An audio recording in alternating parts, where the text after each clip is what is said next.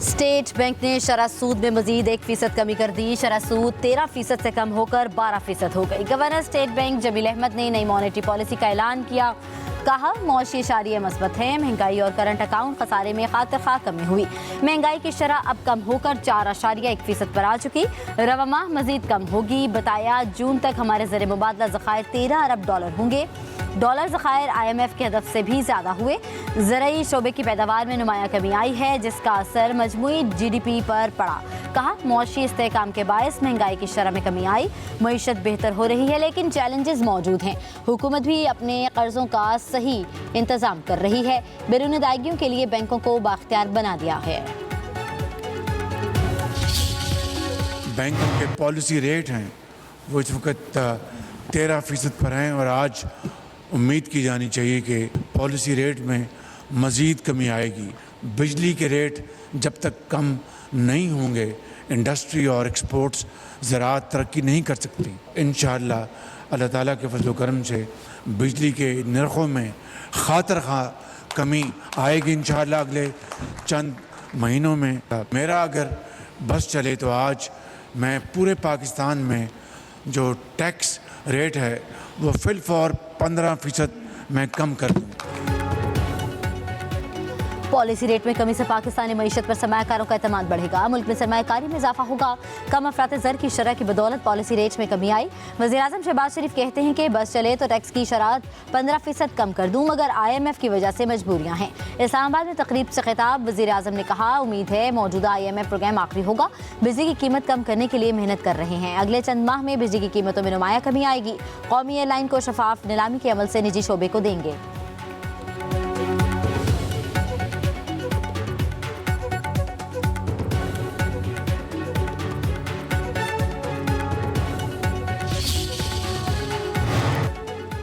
Senate इजलास में शदीद हंगामा आई। PTI के पी का एक्ट नामंजूर के नारे। सेनेटर अली जफर की पॉइंट ऑफ ऑर्डर पर बोलने की कोशिश।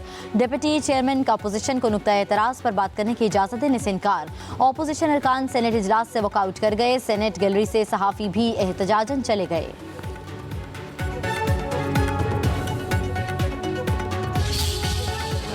बेंच इख्तियारात केस में सुप्रीम कोर्ट ने तौहीन अदालत का शोकॉज नोटिस वापस ले लिया। शोकॉज नोटिस पर साबिक एडिशनल रजिस्ट्रार का जवाब तसल्ली बख्श करार दे दिया। फैसले में कहा गया कि दोनों कमेटियों ने जुडिशल ऑर्डर नज़रअंदाज किया। बाद नज़र में जजेस की दोनों इंतजामी कमेटियां तौहीन अदालत की मुर्तकिब हुई, मगर जजेस हम आहंगी और अदालती लिहाज मुद्देनज़र रखते हुए तौहीन अदालत की कार्रवाई नहीं कर रहे। चीफ जस्टिस को इस मामले पर फुल कोर्ट तश्कील देना चाहिए।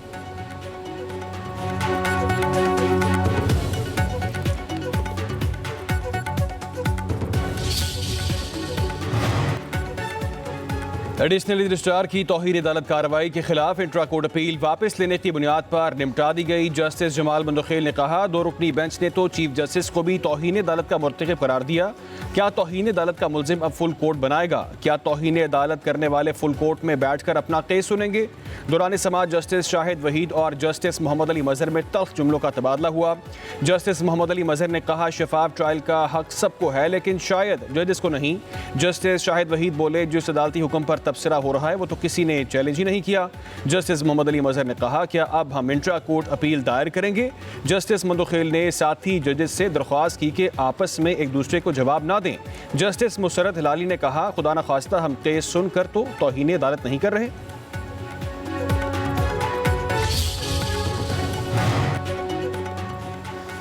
जिस अंदाज में तौहीन अदालत का मुर्तकिब करार दिया गया, कमेटी इजलास में नहीं जाऊंगा। जस्टिस जमाल मंदखेल के एडिशनल रजिस्ट्रार नज़र अब्बास के इंट्रा कोर्ट अपील की समाअत के दौरान रिमार्क्स। कहा अब ये फैसला अदालती प्रॉपर्टी है, एक बार सारे मामले को देख लेते हैं ताकि रोज़ का जो तमाशा लगा हुआ है ये ख़त्म हो। देख लेते हैं ये तौहीन अदालत की कार्रवाई शुरू कैसे हुई, क्या कमेटियों के फैसले इस बेंच के सामने चैलेंज हुए थे। जस्टिस जमाल मंदखेल ने कहा रोज़ सुनता हूँ मफादात के टकराव का मामला है, इसलिए हम न बैठे आईनी बेंच में शामिल करके हमें कौन सी मराद दी गई हैं। हम रोज़ाना 2-2 बेंचेस चला रहे हैं, दो चीज़ों को पढ़ कर आते हैं। क्या ये मफादात का टकराव है? अगर आईनी बेंच में बैठना हमारा मुफाद है तो फिर शामिल न होने वाले मुतासरीन में आएंगे। मफादात से टकराव वाले और मुतासरीन दोनों फिर केस नहीं सुन सकते। ऐसी सूरत में फिर किसी हमसाए मुल्क के जजेस लाना पड़ेंगे।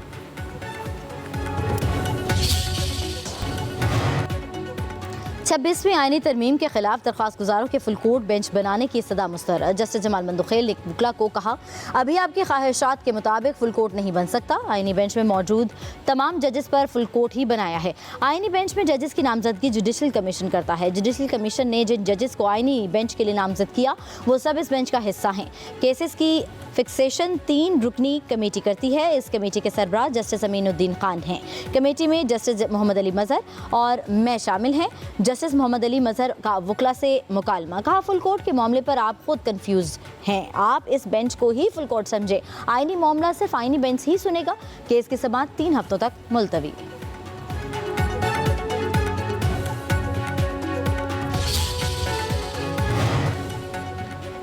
190 मिलियन पाउंड रेफरेंस में बानी पीटीआई और बुशरा बीबी की सजा के खिलाफ अपीलें दायर कर दी गई। मौक़िफ़ इख्तियार किया गया कि नैब ने बदनीयती से इख्तियारात का गलत इस्तेमाल किया।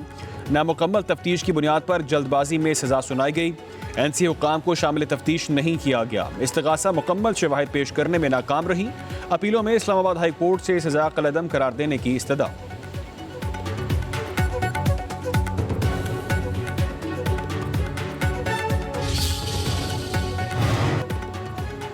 पीटीआई वकला ने बानी पीटीआई और बुशरा बीबी के खिलाफ अदद केस में जस्टिस आजम खान के केस सुनने पर एतराज़ आयद कर दिया।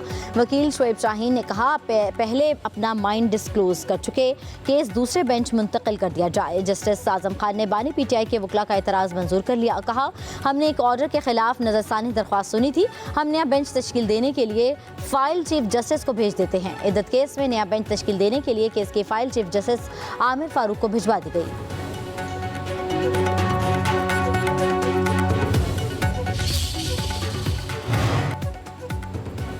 इस्लामाबाद हाई कोर्ट ने बानी पीटीआई की जेल सहूलियात, बेटों से बात कराने और ज़ाती मौलिद से मुआयना कराने की दरख्वास्त पर सुप्रिटेंडेंट अडयाला जेल को कल तलब कर लिया। हुक्म दिया कि सुप्रिटेंडेंट जेल 23 जनवरी का अदालती ऑर्डर पढ़ कर आएँ। चीफ जस्टिस आमिर फारूक ने समाअत की। जेल हुकाम पेश हुए, बताया कि 13 जनवरी को फ़ोन पर बात कराई गई थी। जस्टिस आमिर फारूक ने कहा, हर बार फ़ोन कॉल के लिए दरख्वास्त तो नहीं देना होगी।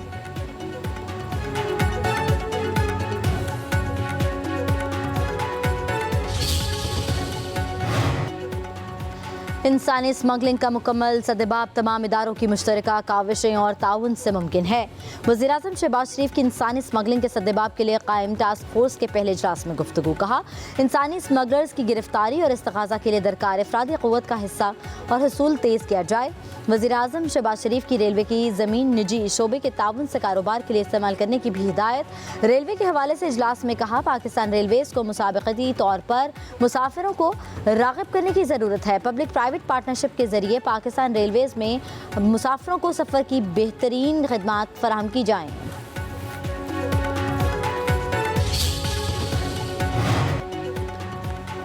ऑपोजिशन लीडर कौमी असम्बली उमर अयूब को 25 जनवरी तक राहदारी जमानत मिल गई। पेशावर हाई कोर्ट में जस्टिस इश्तियाक इब्राहिम ने जमानत की दरख्वास्त पर समाअत की। उमर अयूब पेश हुए, कहा, बहुत से केसेस के ट्रायल चल रहे हैं, पूरा हफ्ता अदालतों में पेश होना है। अदालत ने उमर अयूब को 1 लाख रुपए के 2 जमानती मचलके जमा कराने का हुक्म दिया। ऑपोजिशन लीडर को 25 फरवरी तक राहदारी जमानत दे दी।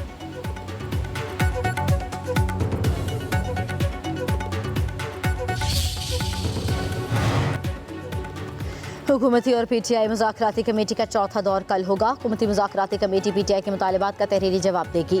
तहरीक इंसाफ ने मुज़ाकरात के चौथे दौर का बायकॉट कर रखा है। पीटीआई की अदम शिरकत पर हुकूमती कमेटी तहरीरी जवाब स्पीकर को जमा करा देगी।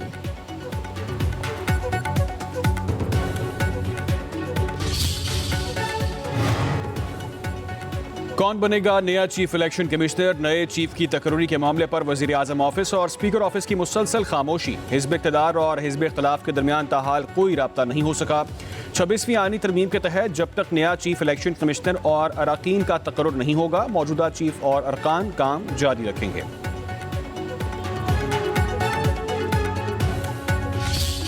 वो लोग ये बात करते हैं, वो कहते हैं बिल्ली के ख्वाब में छिछड़े। मुत्तहिद है पाकिस्तान तहरीक इंसाफ इंशाअल्लाह। अली अमीन खान गंडापुर साहब एक बहादुर शख्स हैं, वो डिसीजन मेकर हैं, पार्टी उनके साथ खड़ी है। वर्कलोड इस वक्त इतना ज्यादा है, शदीद है। हमारे सूबाई सदर जनाब जुनैद खान साहब, वो एक ग्रास रूट वर्कर हैं, वो इमरान खान साहब के दरीना साथी हैं। हम लोग उनको पूरी सपोर्ट करते हैं। पीटीआई रहनुमा उमर अयूब कहते हैं कि चीफ इलेक्शन कमिश्नर और अरकान की मुद्दत मुलाजमत खत्म हो चुकी है, उनको अपने ओहदों से इस्तीफा देना चाहिए। स्पीकर कौमी असम्बली और सेनेट चेयरमैन को हमने खत लिखे लेकिन अभी तक कोई जवाब नहीं आया। हो सकता है वज़ीर आज़म शहबाज शरीफ किसी से इजाज़त ले रहे हों। इस हुकूमत की हालत यह है कि बानी पीटीआई से मुलाकात का वादा करके मुलाकात नहीं कराई। साहबजादा हामिद रजा को गिरफ्तार करने की कोशिश की और कमीशन न बनाने पर हमने मुज़ाकरात खत्म किए।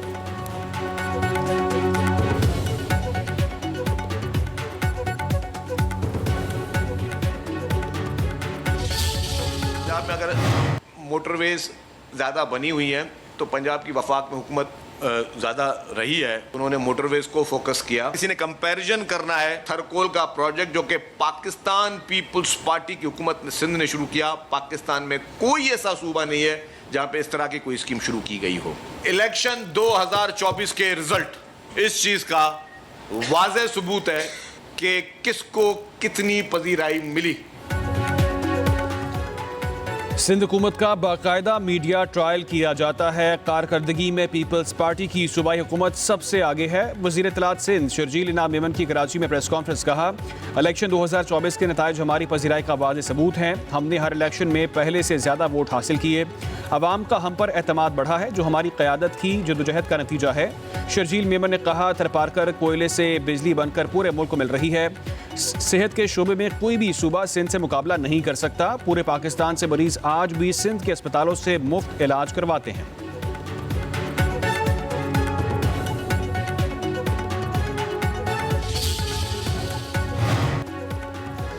कानून की हुक्मरानी के बगैर कोई भी रियासत आगे नहीं बढ़ सकती। वज़ीर आला खैबर पख्तूनख्वा का मुख्तलिफ सियासी और मजहबी जमातों के कायदीन के साथ मुशावरती इजलास में खिताब।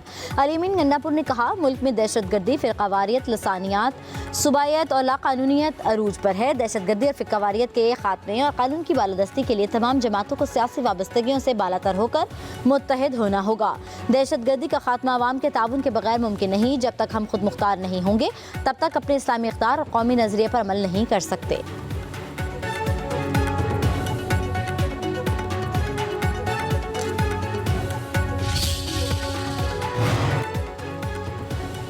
वज़ीर दाखिला मोहसिन नकवी की ह्यूस्टन में अमरीकी कांग्रेस की फाइनेंस कमेटी के अहम मेंबर अलेक्जेंडर ग्रीन से मुलाकात। बाहमी दिलचस्पी के अमूर, पाक अमरीका ताल्लुकात के फ़रोग़ के हवाले से तबादला ख्याल।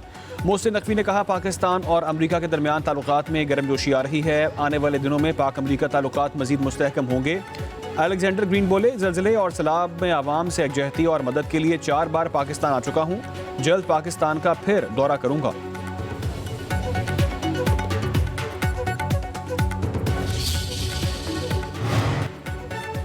हंगू से 100 गाड़ियों पर मुश्तमिल काफिला पारा चनार के लिए रवाना। डीपीओ हंगू खालिद खान कहते हैं, काफिले में आटा, चीनी, फल, सब्जियां और अद्वियात पर मुश्तमिल सामान शामिल है।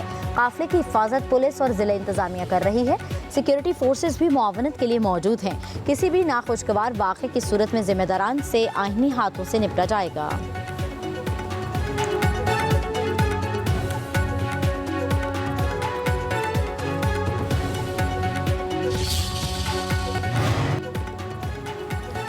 सिंध में बल्दियात की मखसूस नशिस्तों पर ज़िमनी इंतख़ाबात, सियासी जमातों की अदम दिलचस्पी के बायस 538 मखसूस नशिस्तें फिर खाली रह गईं।